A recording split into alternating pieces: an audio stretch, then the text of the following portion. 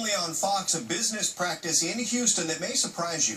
It's being done by some used car dealers to make sure risky buyers don't disappear with the vehicle they're financing. Isaiah Carey joins us now with the details. Isaiah?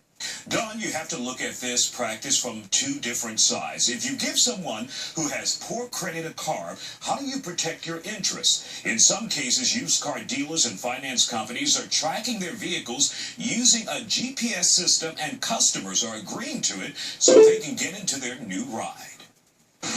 Sharonda Harrell knew something was wrong the day she received a call from the car dealership where she purchased her vehicle back in 2010. I didn't know it until they called me and asked me, well, why are you getting the truck fixed? I'm like, why am I getting a truck fixed? And that's how I knew that they had it. Harrell says a used car dealership knew exactly where her vehicle was because there was a GPS on it, a tracking device some lots and subprime lenders are using in some cases, making it a requirement to get credit for a car.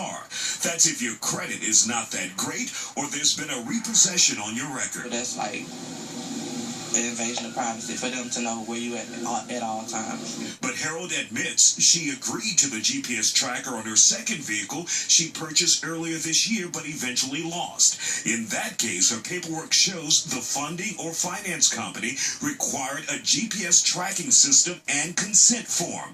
It's a price she had to pay if she wanted the car with less than perfect credit. And just because your credit's not good don't mean you can't go somewhere else and possibly get a decent car with all that hassle.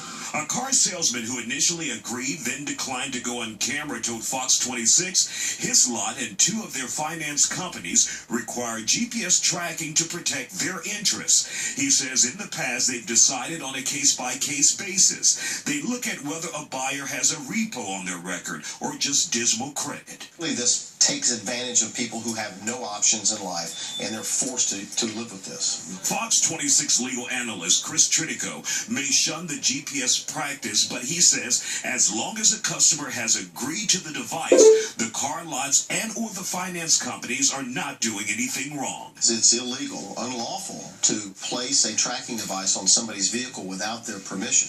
In this case, though, in these cases, they're agreeing by contract that they can place that on there and monitor their movements. There is no privacy interest because you waived whatever privacy interest you had.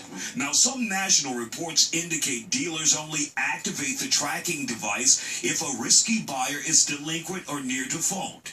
In Harold's case, her first vehicle back in 2010, the GPS tracking system was activated while she was at the repair shop because it was not her usual pattern.